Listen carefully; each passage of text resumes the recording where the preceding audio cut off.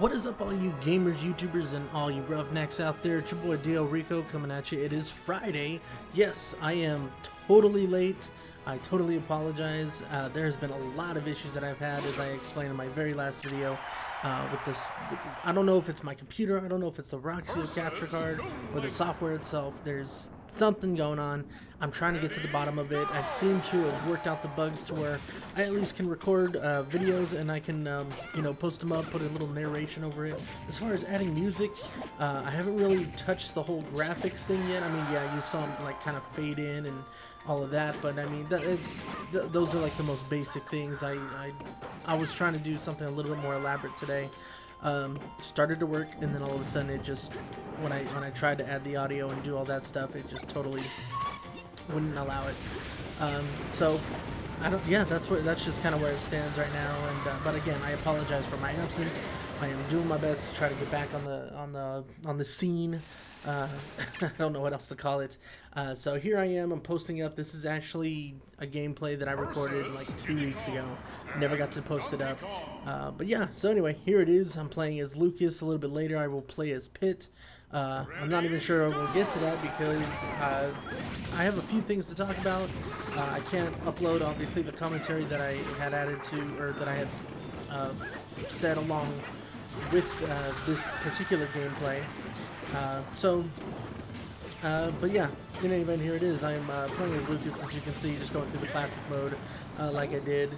Man, I'm just trying to figure all this stuff out. It is so frustrating, let me tell you. In the meantime, let me just get into the topics. It is Friday, so I'm just kind of thinking about all the things that I'm planning on doing for the weekend. Shoot, my mom actually just left for out of town, going to LA to go visit my uncle, my uncle. I have some friends who are actually, they quit the friends that I worked with, that they're leaving, quitting, you know, moving on to bigger and better things, which is always awesome. So I don't think she'll see it, but Michelle, you know, good luck to you. I know you just got a new job out there, and you know, wish you all the best of luck. Definitely gonna miss you over here. You had a, you know, big bright personality. My friend, my boy, Eric Eckstein, third fret. He's one of my YouTube followers and a good friend of mine from again from place of business, and yeah, he's moving on, doing his thing too. I mean, he'll still be in the area, but you know, hopefully he's gonna enjoy doing what he does. No doubt that In-N-Out is definitely a good company to work for. I've always had my little gripes, but it's never really been about the company. It's always about the people that partake, as far as the customers. And of course, you're always going to have your little issues with management and a few personnel, namely just other coworkers. So the company itself, though, I really did enjoy working there. Anyway, I don't know why I'm talking about that. This is mostly about my friends over there. Just you know, wish you the best of luck. Hopefully you'll love doing what you're doing and enjoy the little change of scenery. But yeah, Friday. So usually people are heading out of town. People are going to the movies. School's about to start for some on Monday. I definitely know I'm not looking forward to that. I got yeah, my class is starting up. So I'm definitely kind of scrambling around, making sure I got my counselor on notice that, you know, I'm ready to start, that my finances and tuition and books and everything are all paid for, that they'll be promptly sent over. I got to talk to this, and I'm not ashamed to admit it, you know, we all sometimes just fall behind. We all have a little trouble with everyday life. We have trouble with just kind of keeping things in check and prioritized, and this course that I'm taking, I'm actually repeating it. And it's not that I failed, because I didn't get a failing grade. It was just I was supposed to be within a percentage, and I failed to meet that mark. It wasn't a failing grade. I just needed to be at a different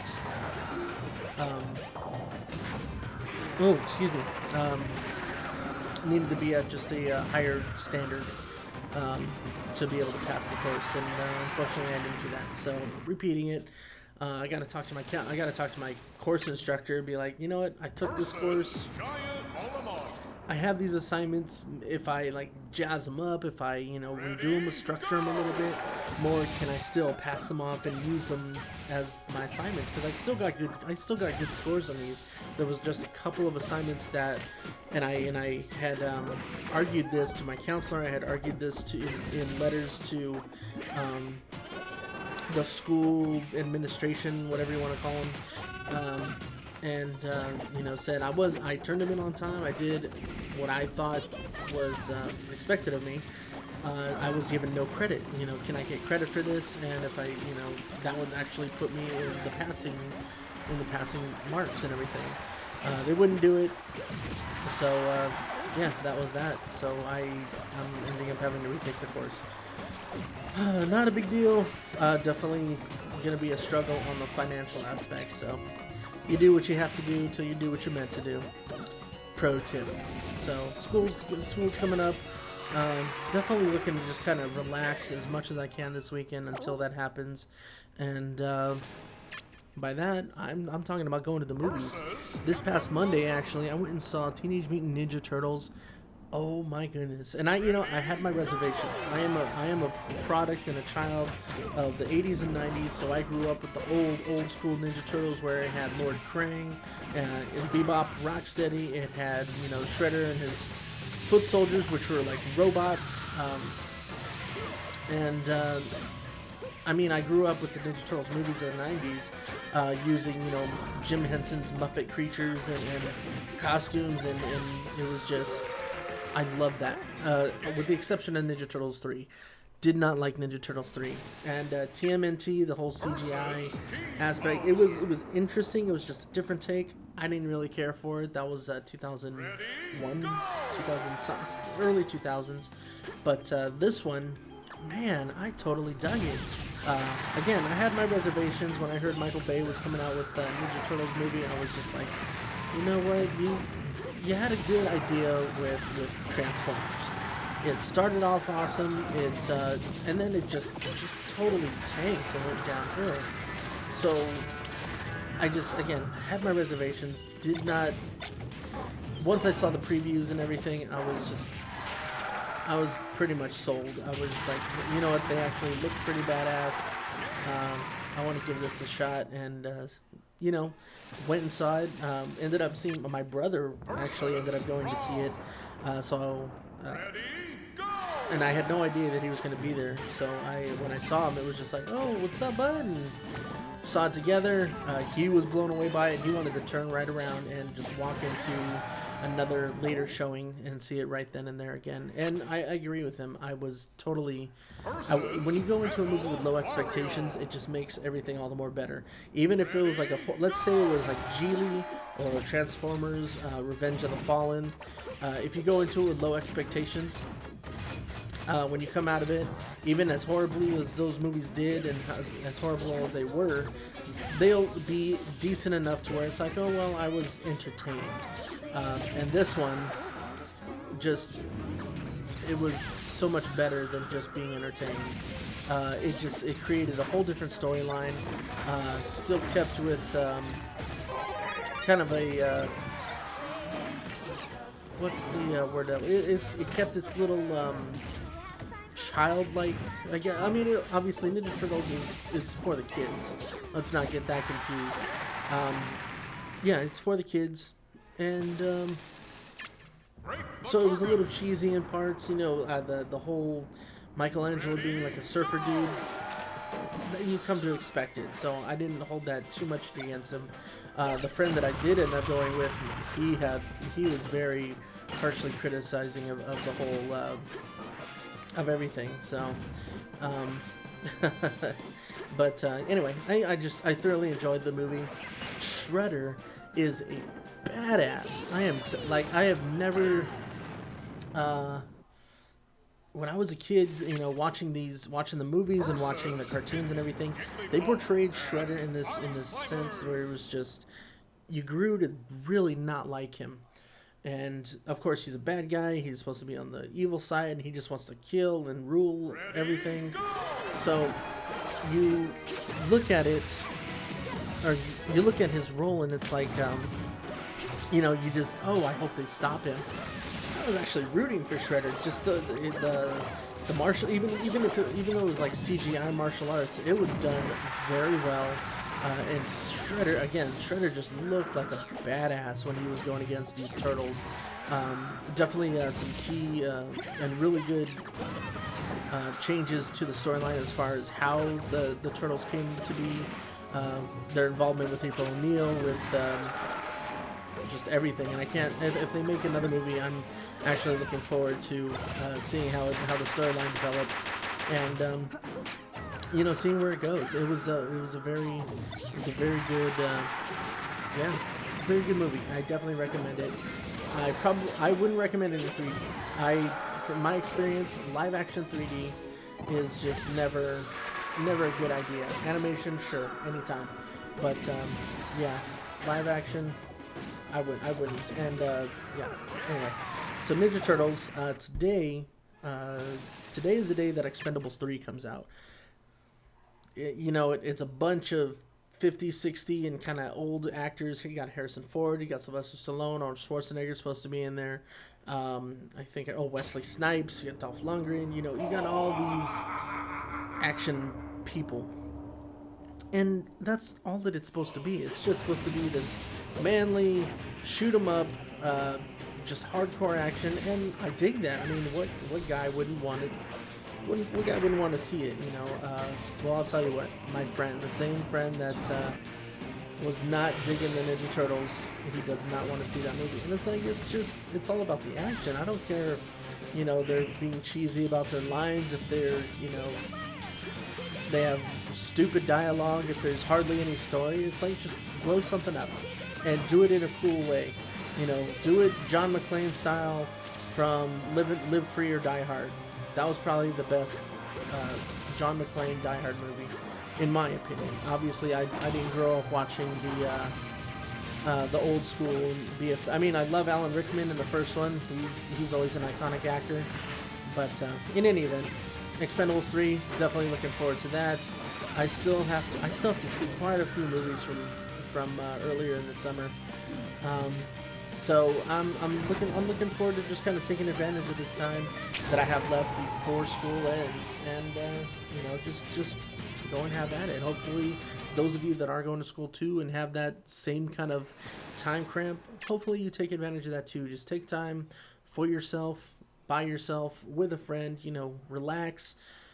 And when school starts, just remember, take one thing at a time. If you find yourself getting too overwhelmed, it's actually better and statistically proven that you should take a break, that you need to get away, relax your mind, and just kind of stretch those muscles. You know, when you're exercising, you're doing hardcore, just sit-ups and push-ups and dead weights and lifting and all this stuff. It is very important to just kind of take a breather and just stretch. Take a cool down, you know, take a steam, whatever. And that's the same thing with school. You know, don't overexert your mind over a few measly assignments, especially if it's to the point where it's getting like you're going to be stressed out. Let's see, what else? Games. I'm playing a lot of Call of Duty Black Ops 2. Not because, I mean, Ghosts is whatever. But a lot of my friends are just sticking with the Black Ops 2, and I enjoy playing with friends rather than alone. So that's what I've been doing. Black Ops 2, going through Netflix, catching up on, you know, Walking Dead's going to be coming up soon. Franklin and Bash has come back on TV. Definitely excited for that. And the first episode was absolutely hilarious. Let's see. Yeah, that's pretty much all I have for you. I still have some footage that has been capped over the past couple weeks. I'm going to upload that with all new commentary, and you know, just kind of start from scratch again. But as you can see, well, actually no, I'm done with Lucas. I'm about to start my journey with Pitt. So the very last thing that I want to talk about, since I kind of touched upon the subject of movies, is Robin Williams. It actually, I've never felt sad about a celebrity, actor, athlete, or anybody like that dying until this came about. And you know, it's always, death is always just a, what's the word? It's just, it's not humbling. It's not stifling. it's I'm not sure what to really call it, but it's just one of those things where it just leaves you so like you just, what else can you say, you know? I mean, there's so many different tributes out there. There's so many different montages and people expressing their condolences, and you know, the late night hosts. I've watched all of their little heartfelt messages and remembering the times. And you know, I never got to know him in person, but I've seen just about every single movie that he's done, with the exception of maybe some of his. I mean, I've even seen Mork and Mindy. I wasn't a fan of that show when I was a kid, but I did watch episodes here and there, and he just, it's amazing to see him through the years, you know, just how he's developed as a comedian, how he developed as an actor, and how he developed just with the public. Whenever when I looked at his old interviews with like Johnny Carson, and you know, when he was on all the talk shows back then in the 70s, 80s, and early 90s, he was very quirky, and he was very just animated and full of just very spirited. And then as he got older, he still kept that same kind of wit. He still kept the same kind of energy. He was just a little bit more what's the word? Just mature about it. I don't know how else to put it. But it was. You feel a real sense like you got to know him. He was. Let me see. Just off the top, I'm gonna name like probably the top 3 Robin Williams movies that I just absolutely love. And the first one, you know, I want to say that it would be Aladdin, because obviously everybody loves Genie. Genie was a huge part of his career as far as like what people got to know him for. But mine, the one that really got to me, and the first thing I thought of when I heard of his passing was his role in the movie Hook, when he played Peter Banning / Peter Pan. And that was the first thing that I thought of when I first heard of his death. It was just when Rufio kneels down, presents him the sword, and tells him, "You are the Pan." He is the Pan. He is just, man, how amazing it can be for one guy to, some guy that you haven't met, that you only know of by name through association of film and TV and comedy. I mean, just somebody that you grew up laughing with when he, you know, told his stories and did his jokes, and that's his role there is probably what brought me the closest. His second film would probably be, I want to say, Bicentennial Man. That was the first time I really saw him kind of. Obviously, he was still quirky. He was still funny. It was just in a different delivery. He played it miraculously, going from a cyborg to, you know, becoming more human and learning about human as a cyborg, learning human emotion, to learning how to love, wanting to be able to feel more human and learn how to cry and learn how to, you know, learn about sensory and perception and all these different things. It was just, that was probably my favorite dramatic role ever. And then the last one is probably a tie.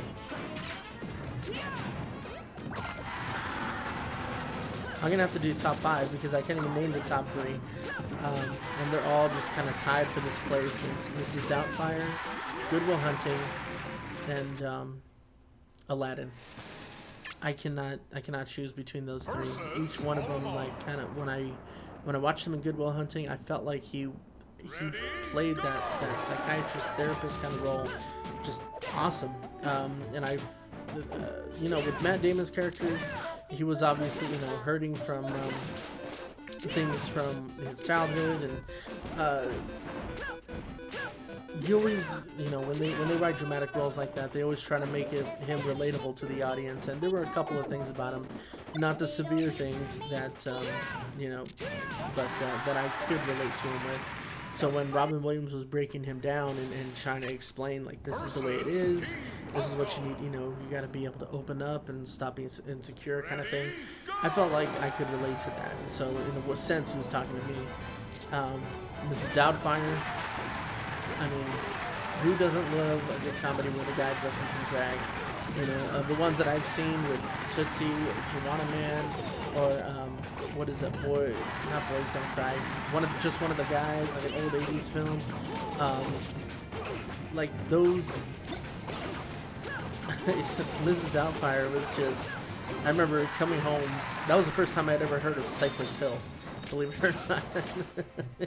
And it just, I always have movie phases.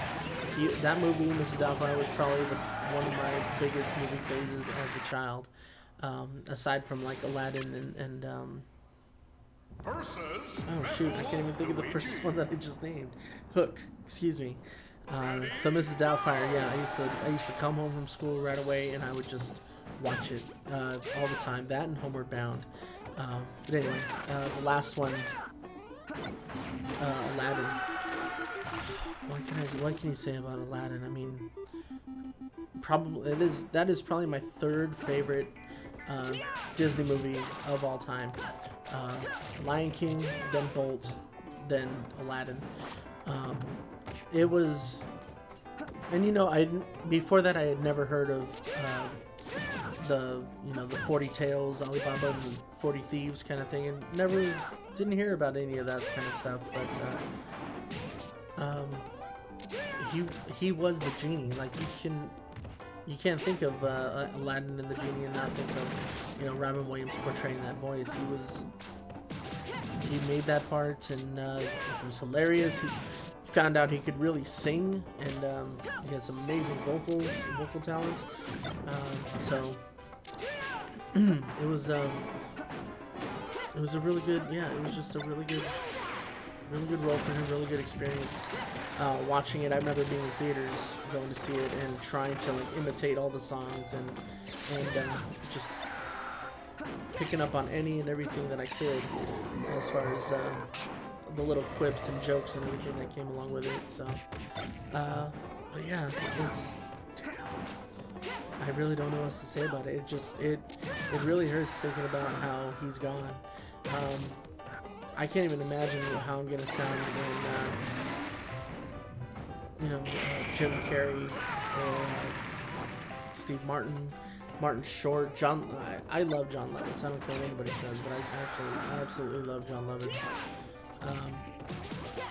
So I can't even imagine how it's gonna feel when it comes time, because everybody's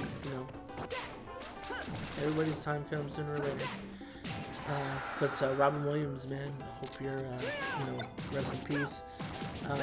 Thoughts go and prayers go out to your family, to Zelda Williams, and that is so iconic to me that he named his daughter after his favorite video game of all time, which happened to be my favorite video game of all time.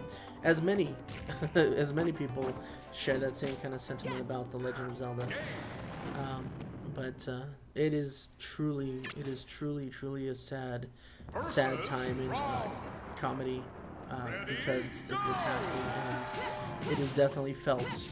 It is definitely felt here and along throughout the world that you are no longer with us. So again, thoughts and prayers go out to you and your family. Rest in peace. Definitely will miss you. You are the pan, and Genie, you are free. I don't know what else to say. But anyway, that's pretty much all I got to say for this topic. I'm not gonna, I'll just go ahead and cut it up right here. Hope you guys have a really good weekend. Definitely check out some movies. And talk to you guys later. Peace.